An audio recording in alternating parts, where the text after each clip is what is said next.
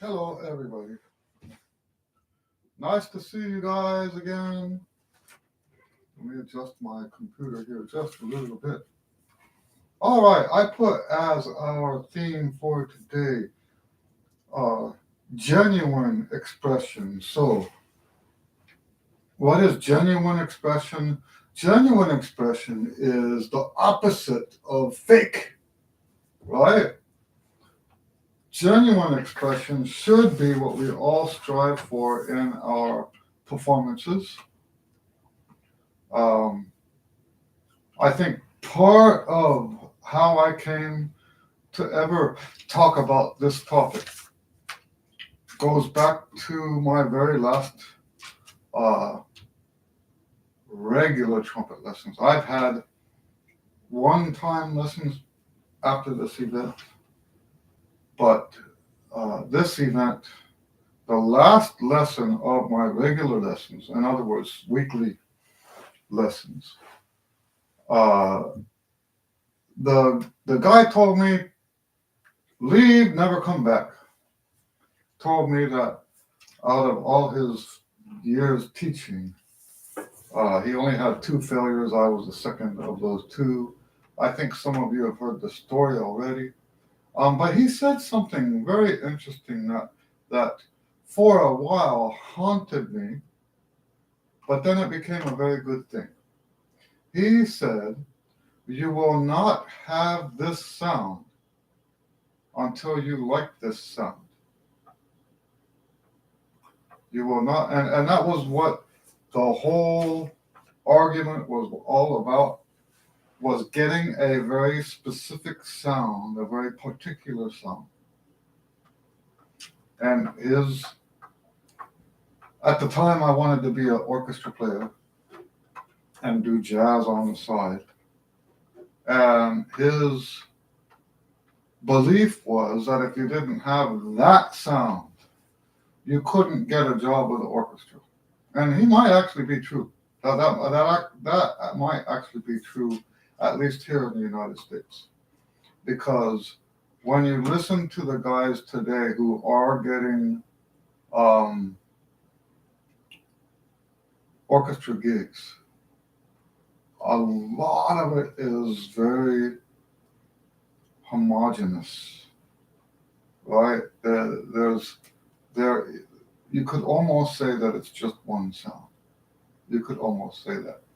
And I'll tell you what, that doesn't appeal to me one bit. So what I took from that, now let's fast forward a little bit. Hello, Gary. Gary says, hey, Eddie, I hope all is well. Do you think part of the problem with some people's lack of authenticity is that a huge percentage of the population is narcissistic? We can explore that.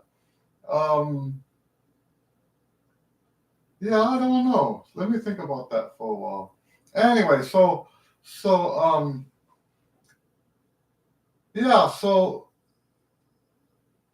about 2-3 years later, I was in a rehearsal with the Tom Borling Bebop Band. Hello, Karen. Let me pull up on YouTube a link to the Tom Borling Bebop Band. This was one of my earliest recordings. So I think if I give you one of the songs, here's the album. Okay. Let me give you that. This is one of my earliest recordings featuring me. So anyway, I was in a rehearsal with this band, and I was I was very unhappy with my sound. Part of it had to do with the mouthpiece I was using. But yes, I was very unhappy with my sound. I think this was about 1992, 93, somewhere around that. And hello, Seppo, nice to see you. And what this guy told me in that last lesson, you won't get this sound until you like this sound. It came back to me. That's what I meant by haunting, right? It came back to me, and I realized just how right he was, but not in the way that he said it. He was right. I should not be wasting my time trying to sound like somebody I don't like in terms of their trumpet playing, right? I should not be trying to sound like that. I should be trying to find my most honest sound, my most genuine sound. Now, the topic for today is not just about sound, but this is how I started thinking about stuff along these lines. Instead of thinking about um, how do I make myself liked by all these people, how about I just make myself like myself, right? Musically speaking, right? And you know what? I had already chosen this theme earlier today, and then I did some of my walking. I love to walk, you guys know that. And while I was walking, I realized because part of this doesn't work. Because I tell people, you're not finished until you like what's coming out. And I realized when I was walking why that doesn't work sometimes. We're not talking, when I say that, we're not talking about whether you like how good, how well you played. We're not talking about that. None of us should be satisfied ever with how good we are. This is not about how good you are. This is about the characteristics of your sound. It's not about having a good sound or a bad sound. It's about the characteristics of your sound. It's about the characteristics of your phrasing. It's about the characteristics of um, the your interpretation of the music. That's what I mean when I say you need to like it. You need to like your vibrato. You need if your vibrato bothers you, it's not your vibrato. If your tone quality bothers you, that's not your tone quality. You need to keep searching for what works for you. And that's what I mean by genuine. Now this same concept applies to jazz musicians, but in a whole a much bigger can of worms. Because with jazz improvisation, you get to choose which notes you're playing. And we can apply that choice, that preference to what we're talking about here, but in uh, a jazz context. And that brings me to what Gary said. You know, what about the narcissistic people? You know, I'm not so sure I agree with that now that I'm thinking about it, right? Because if I guess it depends on what your definition of narcissistic is, right? I have long said that being a musician, to be a great musician, I have long said that it's kind of a selfish art, right? This reminds me of the the book that Stravinsky wrote called Poetics of Music, right? And in that book, he says He's got a chapter on music theory, and I'm paraphrasing, but he says like music theory. Who cares? Who cares about music theory when someone's writing music? He's grubbing about for his satisfaction, the way an animal grubs for food. And I know I've told you, I've shared that summarized quote with you before, but it's a beautiful quote for what we're talking about. The guy who has a genuine sound or a genuine interpretation or genuine expression is somebody who's found his own satisfaction. And that, you could interpret that as being kind of narcissistic, kind of, right?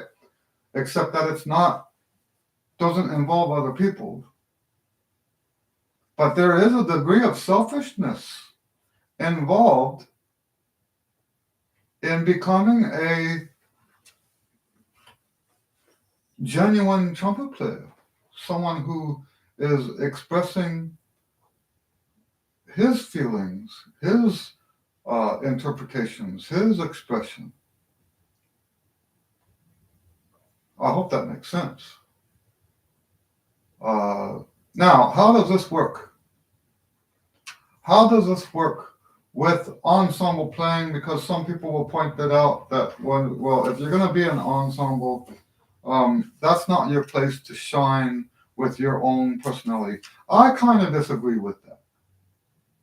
And when I say kind of, I understand you can't have a soloist in a team player context. I understand that. But how you interpret your part gives you some flexibility. Yes, we want to match the lead player. Yes, all of that traditional stuff is true. But that doesn't mean that you lose the identity, your personal musical identity in that context. That's not necessary. In other words, you can have the tone that you like and still be in a section of people who don't have that same tone.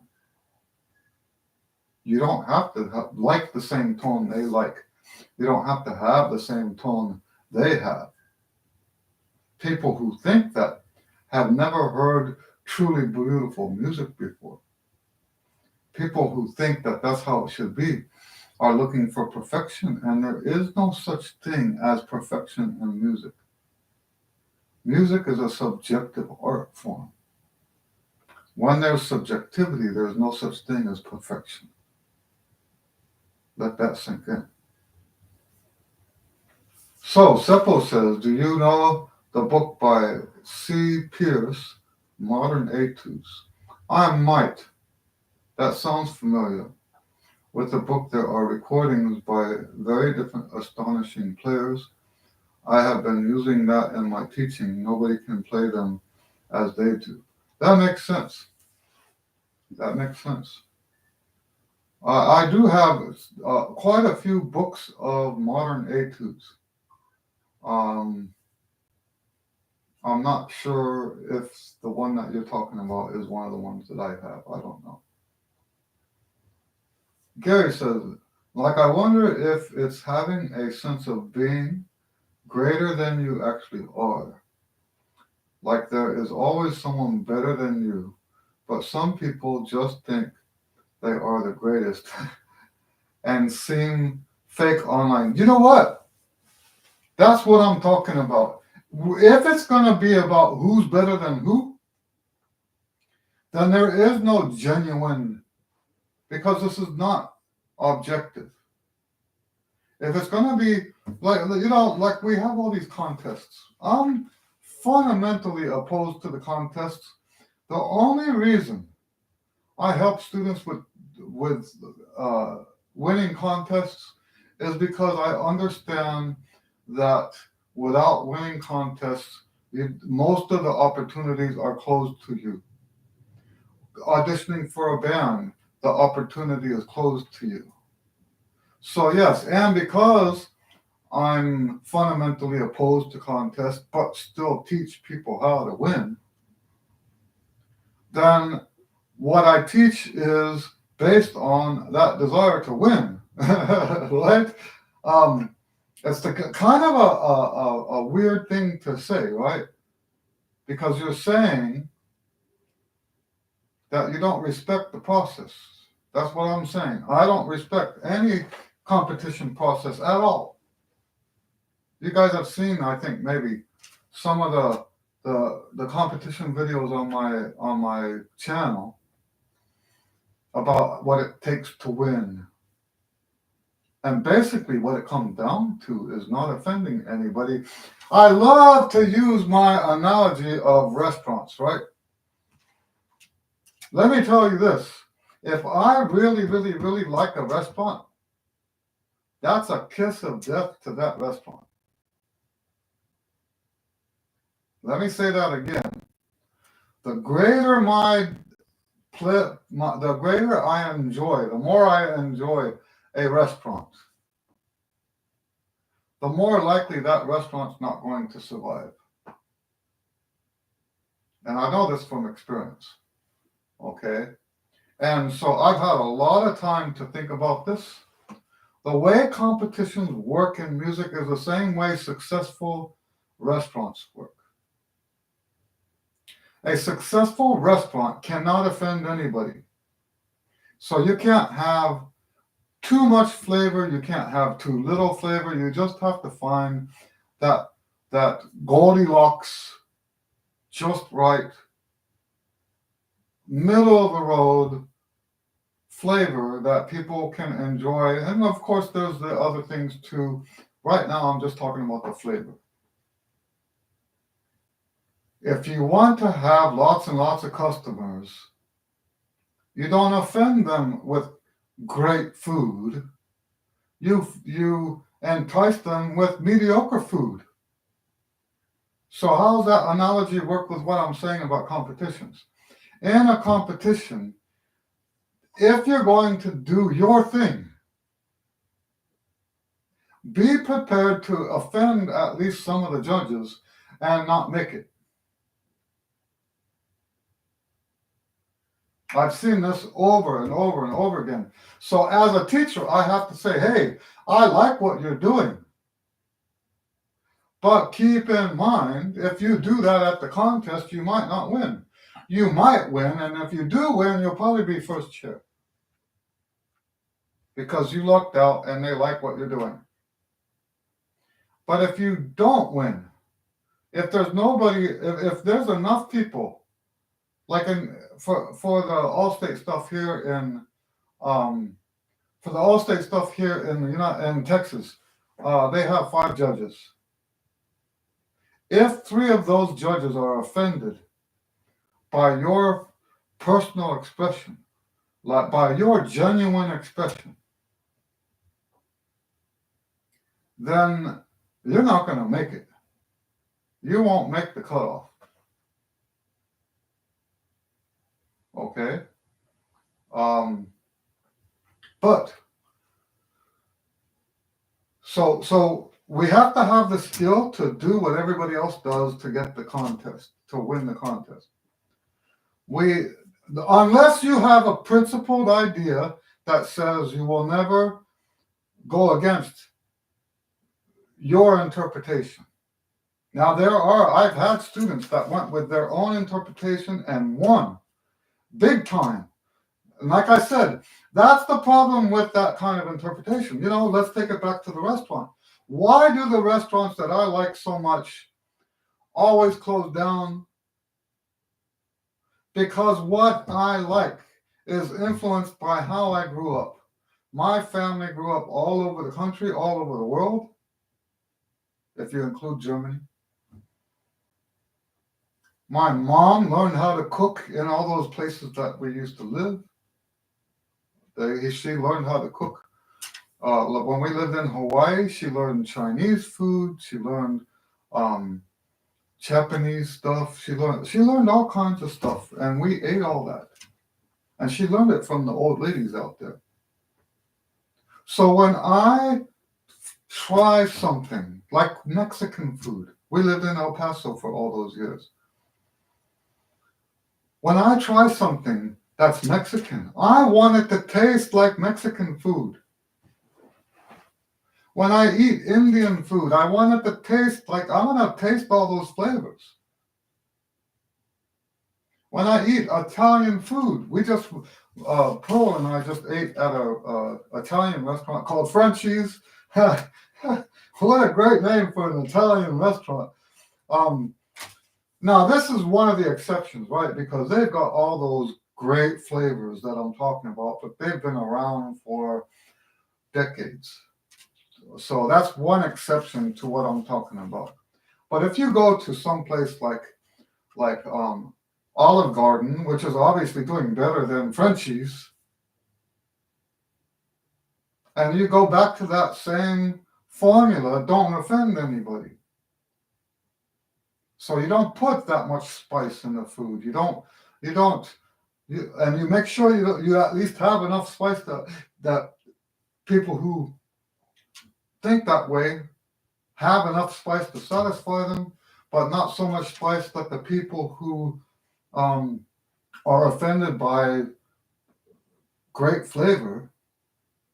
It's a weird thing to say, right? But it's true. People get offended by great flavor if it's not their flavor that they grew up with. So everything in the restaurant industry has been like turned to mediocre. And so we have the same thing with the competitions. The difference is, I know I'm repeating myself. The difference is sometimes you have like Frenchie's, a restaurant that has that great flavor, and people that like that flavor discover them, and now they've got enough. Does that make sense? They've got enough customer support to stay in business. The same thing can happen for you if you stick to your guns. And here's what you have to do. If you want to compete, but you don't want to go against your values, your musical values, you want to be honest, you want to be genuine, and you want to compete, then you just go to more competitions. You don't limit yourself to one competition for the whole year. Okay, you go to every competition that you can find, and eventually you'll find somebody that likes your thing. I had another student from way back in the 90s, I think it was. I think it was the 90s, who was so extremely successful. And he lived according to what I was saying, except for at Allstate. At Allstate, he always said he's got to do it this other way or he won't make Allstate. And it wasn't until his senior year in high school that he won Allstate. And he called me, he was giddy. And he said, while laughing his way through it, he said, and you won't believe it, I played the way I wanted to play. He says, I did it my way. like the old song, I did it my way. And instead of just trying to do what he thought would help him win the contest, he did it his way. And what was, to me, the part of that story that I enjoy so much is that he played so well. Not how good you are, but so true to how he played that one of the judges tracked him down in the warm-up room and said, I just wanted to shake your hand. You made my day. He got first chair, by the way. He didn't just make it, he got first chair. And that judge tracked him down and said, I just want to shake your hand. You made my day. So yes, it is possible to be genuine and still win contests, but you have to do more contests because there are going to be more people offended with your vibrato, more people offended by your sound, more people offended by your interpretation of phrasing and stuff like that, tempos, more people will be offended. So you have to do more contests. I hope that makes sense. Let me see if I can get caught up here. Karen says, my sound varies to some degree, and that is frustrating. Any tips on consistency? First of all, I think it's normal for sound to vary. I think that's normal. And that can happen because of endurance. You know, we as muscular embouchure trumpet players do, well, we talked about this last week, I think. We do get inflammation. The difference between us and the people who are inflammation based is that the inflammation based people have to have inflammation to play. It's a requirement. For us, inflammation is what happens after we get tired and keep playing. And that is going to change your sound. And there's nothing you can do about that.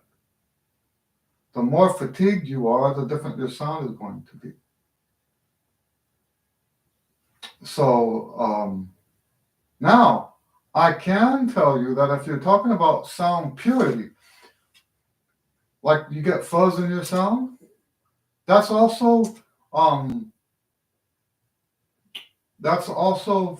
a fatigue thing, because when you have fatigue, you tend to use more pressure, and that's the number one symptom of using too much pressure, is that you'll get a fuzzy sound. And there are times when I've been able to make the fuzzy sound go away just by concentrating on. Now, I don't normally teach like this. I'm not one of those anti-pressure people, but the context where I would do this is if I'm trying to make a recording. By the way, the recordings I made, I had a canceled procedure on Tuesday, so my whole day was open. I asked the doctor if I should work that day, and he said no. And so the whole day was open, and then they canceled it because of the weather. So I had spent the day recording again, and the tone on my trumpet has over the last few days has been extremely fuzzy, extremely fuzzy. I was this close to not publishing those videos, but then I realized, you know what? That's what I'm talking about, right? Isn't that part of being genuine? If you catch what I'm saying, isn't that part of being genuine? If you're tired, why should you sound like you're not tired? If you've got fatigue, it's fake to sound like you're not fatigued. So even though I do have ways that I can try to get a better tone purity, it wasn't working on Tuesday. My tone was. You might not be able to hear it in the videos. I can hear it, and it's very disturbing. But yes, that's a normal part, and that's why I publish the videos. That's a normal part of our trumpet existence. We can't make that go away. You know, my last trumpet teacher, and I'm not talking about my last. I don't talk about usually when I say my last teacher, I'm not talking about that other guy, the one that I didn't get along with. And I don't know if I'm thinking of it as a form of disrespect. If it is, I'm going to try to fix that, because I don't disrespect him. But that last semester with that last guy there was no value in that other than the negative stuff that I got that I could say yes later. I learned from that negative experience. So I don't include him when I'm saying my last teacher. But my last teacher was Dick Schaefer, who was at the time second trumpet in the Houston Symphony. And now, why am I telling you about this? Oh, yes. There were often times when he was playing so much, and I would be out in the hall listening to him with another student, and he would demonstrate. And it sounds gorgeous. But then you open the door, go in, and you have your lesson, and there's just like what I was talking about earlier, you can get a lot of fuzz in the sound. If you step away 6, 10 feet from someone with a fuzzy sound, you're not going to hear the fuzzy sound. It doesn't carry. The fuzz doesn't carry. So anyway, Seppo says, what is your opinion on competitions in music? So, like I said, I don't think. So if you have an ensemble and you're auditioning for the ensemble, there's no way to get around that. But there's, if you use your techniques, you know what this reminds me of? I didn't get into the Army when I wanted to be in the Army. And I told my dad, can't we, because there's a thing, I grew up on bass, right? So I knew a lot of stuff about this kind of thing. And there are,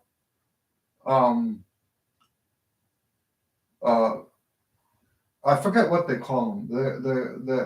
It's a waiver or something like that, an exception that's made based on the what happens in Congress. It's called a congressional waiver or something along those lines.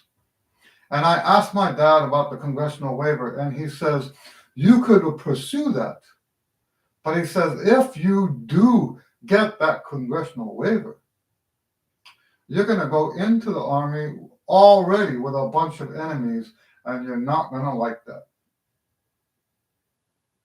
And that's what this is reminding me of, right?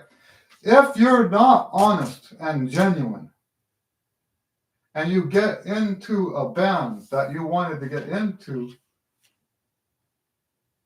just because you were dishonest and played in a way that you wouldn't normally play, that band is going to be torture for you. It's better to audition for as many bands as you can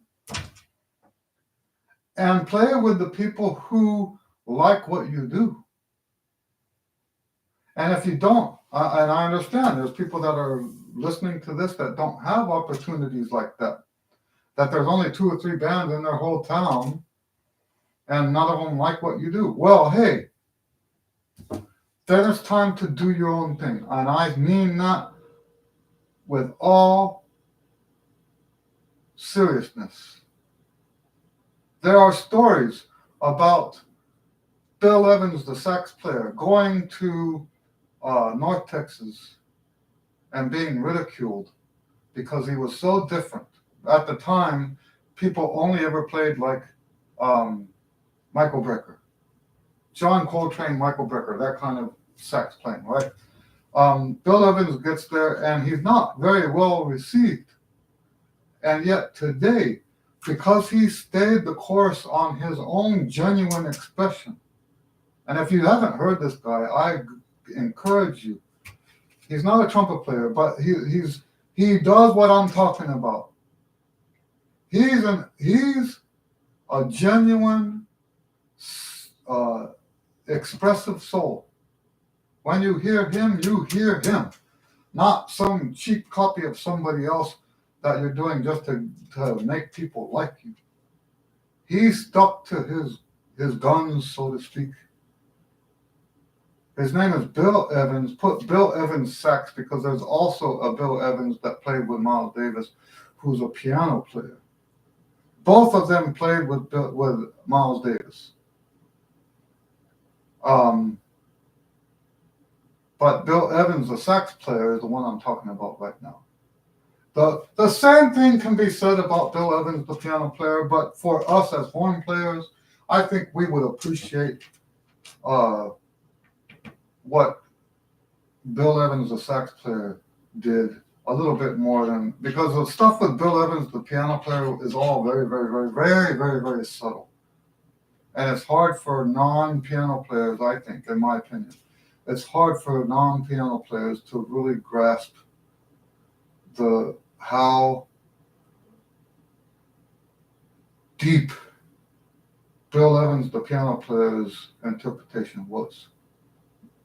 So both of them are worth listening to, but for now, what I'm recommending is the sax player. But yes, after being ridiculed at a top university, he went on to be one of the best jazz sax players in the world. He didn't need their approval. Does that make sense? So yeah, for me, I think competition in music is often what's at fault for bringing out the fakeness in the musicians. I think that's what's partly at fault. Now, like I said earlier, we all have to compete. We all have to.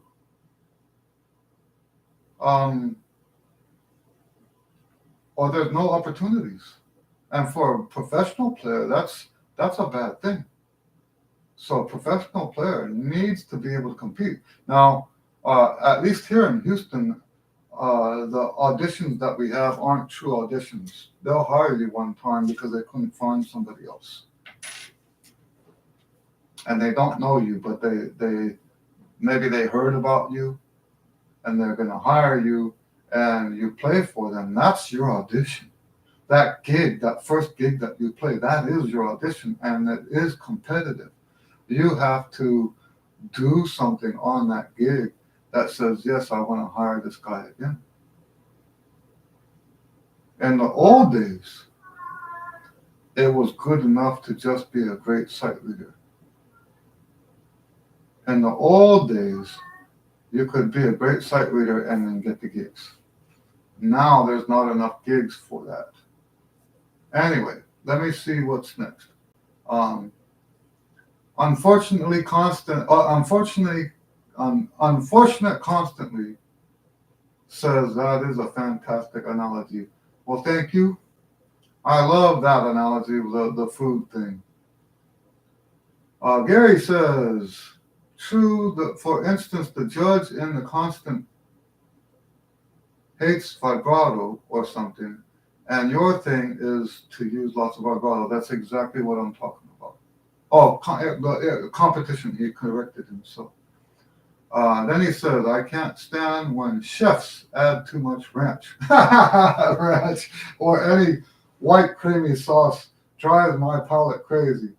I get that.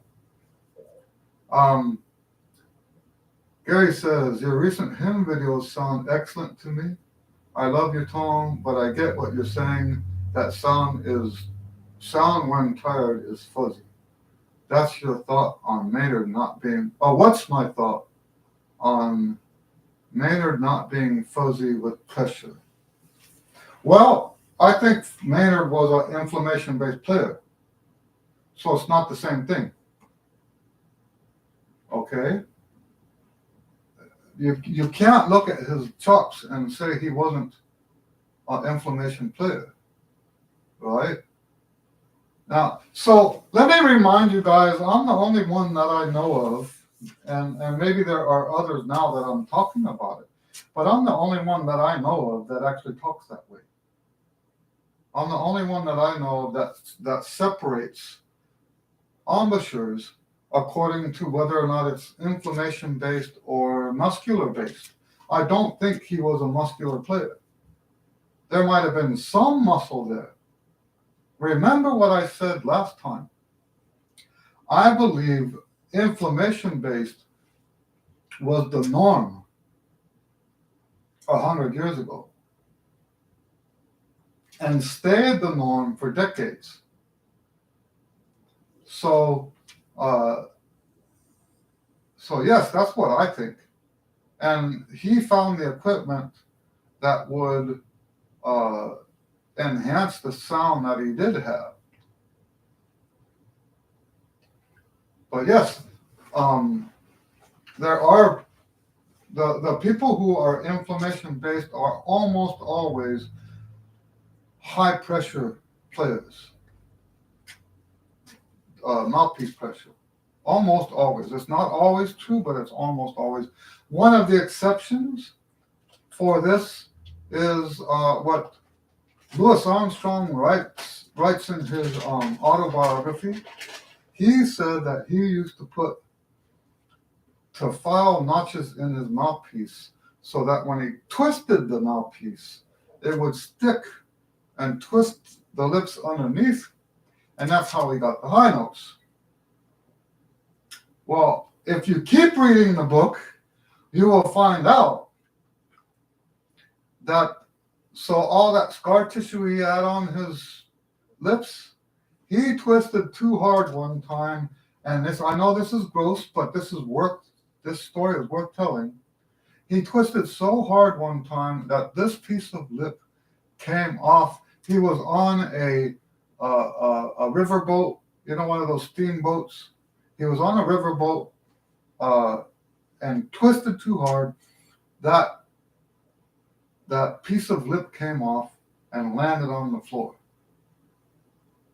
So when you see all of that scar tissue on his lips, that's what that's from. That's not a muscle-based, I almost said muscle. That's not a muscle-based embouchure, I'm sorry. And as we've said before, the rules are different from muscle-based. Probably the most significant rule that's different is that the people who use some sort of inflammation manipulation-based embouchure must practice not just every day, but the same every day. The same exercises, the same amount of time every day. If you want to have a stable performance, then you have to have a consistently stable practice time. Like I said, a lot of people don't know anything about this. It's not on their radar.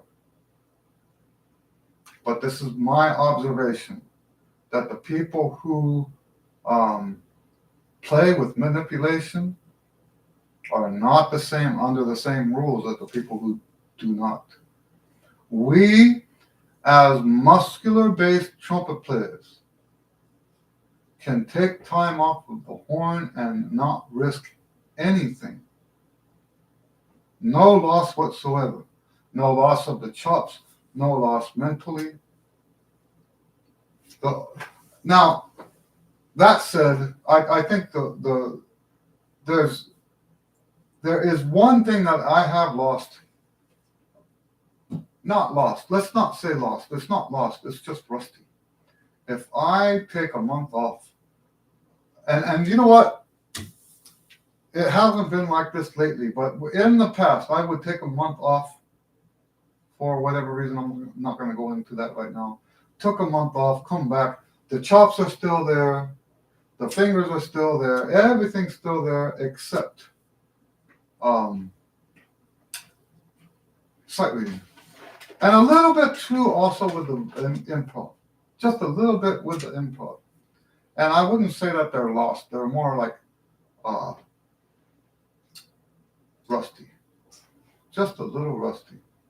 Other than that, as a muscular-based player, you don't lose anything.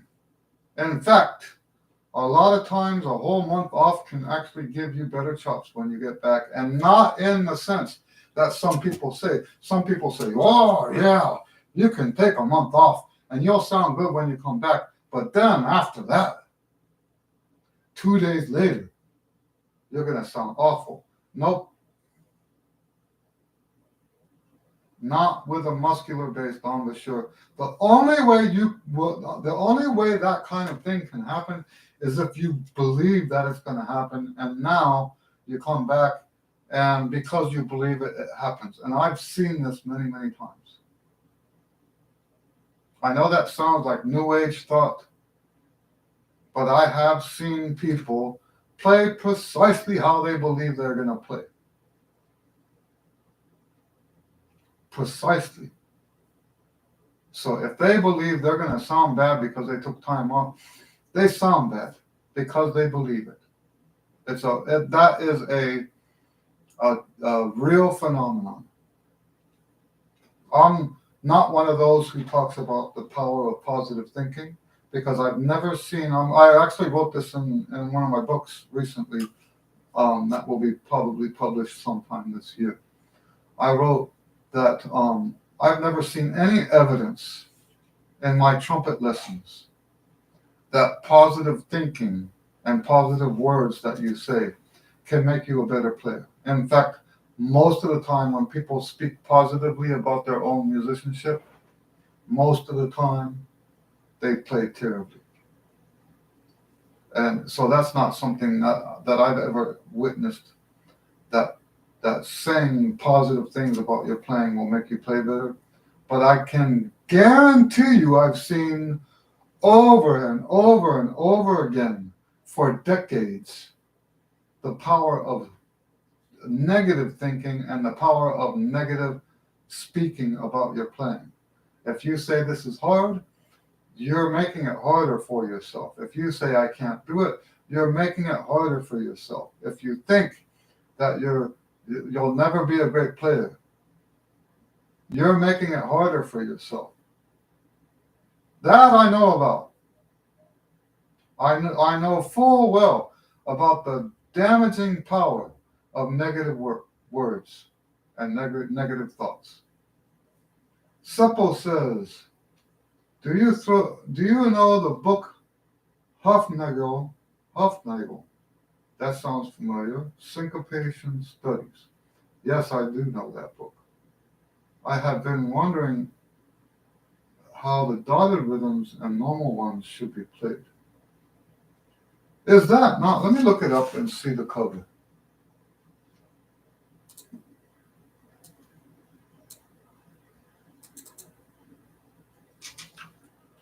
Oh, what did I just do? Okay. All right.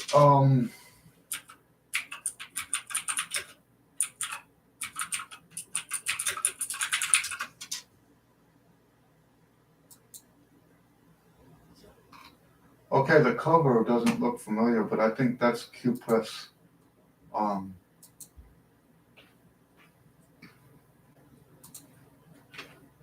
I don't see a cover.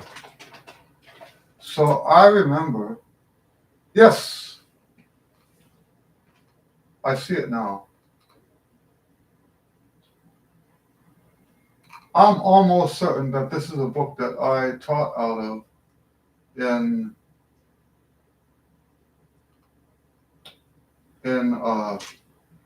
high school. So I'm not so sure which, because I don't have the book in front of me.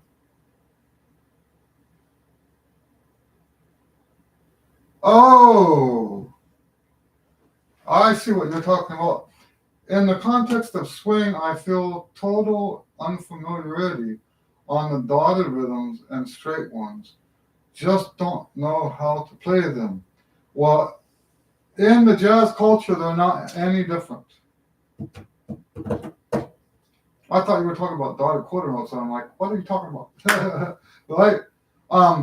In jazz culture here in the United States, they are not treated any differently.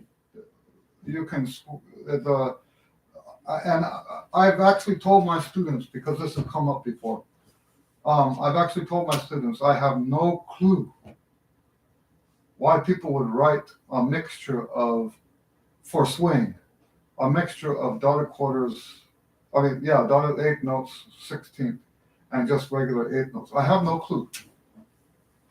And I'll tell you what, it's not just that I'm ignorant. I'm not ignorant, right? I've studied copy, right? I've studied orchestration, jazz orchestration, like at least a dozen different books. And nobody's ever talked about this that I've seen in the books that I've read. Nobody has ever talked about it. About not about the rhythms themselves, but why they would mix them. That's something I have just no clue about. Gary says, if you take a month off, do you lose range? No, I don't. For example, double high C becomes impossible without tons of warm ups and practicing consistently for weeks. Absolutely not. That's not how it works for me. Now, what might happen if I don't warm up is that the Super C might not have the tone quality to it that I would normally get. And when I say might, I mean it that way. Sometimes I can pick up the horn after a long time off, like a month or two. Not two. I think the longest I've gone is 6 weeks. And I can just pick up the horn and play the same Super C that I did before I put the horn down. But you got see, that's what I've been saying. You have to actually, if you are a muscular player, you have to actually believe that that's possible. You know where I got that from? And it's interesting because he's not even a muscular player.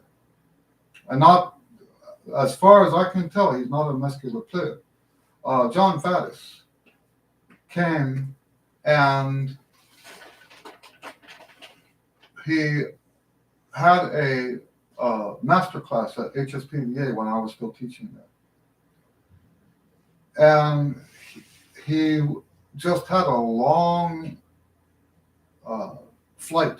Now, we're not talking months off. Obviously, when he got on the plane, he had just had a gig, right? So we're not talking about the same thing as what I'm talking about.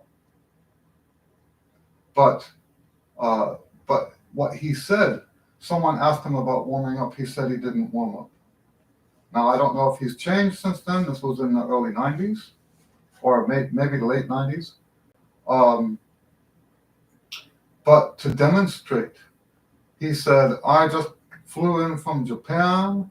The flight was like 2 days long or something, whatever. And he picked up his horn, and his first note, he played a bebop line. The first note of that bebop line was a D above Super C. And there was absolutely nothing wrong with the line. It was the kind of thing you would have heard on one of his albums. So, and he says, the reason you need a warm-up because you believe you need a warm-up. See, so he says, I warm up in my mind. That's what he said. So there's a lot of stuff that happens because we believe it's going to happen. There's a lot of stuff. And what we have to do is change the way we think. Seppo says, it would be interesting if we heard one example on a piece of in medium bounce, having dotted and normal rhythms, how they come up. Yes, I think so. But you know what? Here's the problem, is that's a practice from 50 or more years ago, and there aren't any players right now that you could trust to really know what they're talking about. That's not the kind of thing that anybody knows about anymore. So I don't think that's a question that you'll ever get answered. You might get people who answer it, but it won't be accurate because all those people are gone. Nobody writes like that anymore. Gary says, I heard someone say Freddie Hubbard blew out his chops. That's correct. Is this due to your philosophy on inflammation-based embouchures? No, I don't think so. At first, when I first heard the news, I thought maybe that was the case. Um, but what I heard later was that he had a cut on his lip, and when he should have stopped playing. Now, of course, this is all hearsay, right? Um, Gossip, which I shouldn't be sharing. But this is, well, at some point within the industry, that gossip becomes legend. So this is legend, is that he damaged his lip, kept playing. He had a performance. This is what I was told. He had a performance with a bunch of high note guys and felt like he needed to prove to everyone that he was just as much of a high note guy as they were. So he busted the lip open and did not let it heal. Now, how much of this is true, I can't verify it. But this is what the legend, the urban legend, we can call it urban legend if you want. This is what the urban legend says about Freddie Hubbard blowing his chops out. Is he knew to stop and he didn't stop. And then he had to take time off, and he was never the same again. He put out, in my opinion, other people don't agree, he put out some lovely ballad albums afterwards. And I actually have a affinity for beautiful music performed by people with limited chops. I actually have an affinity to that. I love hearing what people can do in spite of their limitations. I love that. That's such a beautiful message for all of us. No matter how bad things get, we can still make beautiful music. And that's how I see those albums that he recorded after that blowing of his lip out. They're beautiful, almost haunting. I hope that makes sense. But no, I don't think it was just the fact that he was using too much pressure or anything like that. He kept going when he knew he should not have.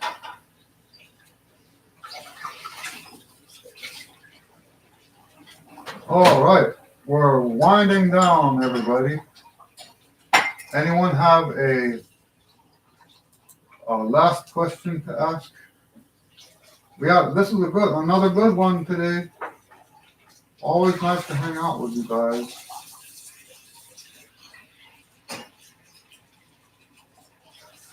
Any other questions?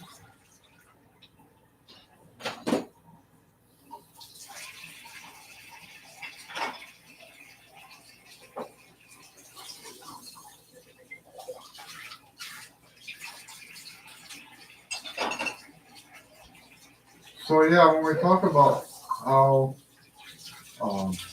genuine somebody is, that's how you make sure it's genuine. Is you make sure you like it. There's a quote, and I almost disagree with the quote, but there's some truth to it, right? Except that when you look at how far he took it, and it was a sax player, and in his book he said, "I would rather that the world hates my music and I love it, than for me to hate my music and the world love it." And there's a lot of truth to that, but if you're, I don't know. This guy plays some really, really bizarre stuff. So, I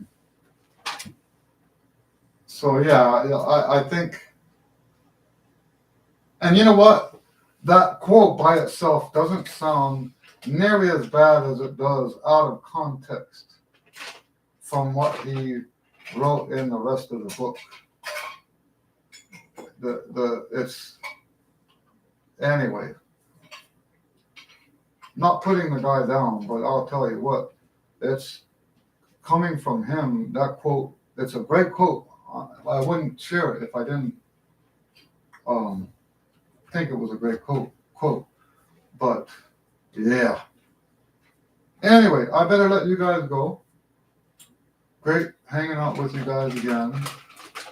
Wonderful questions, as always. And we will do it again next time. God bless you and have a great weekend. Bye.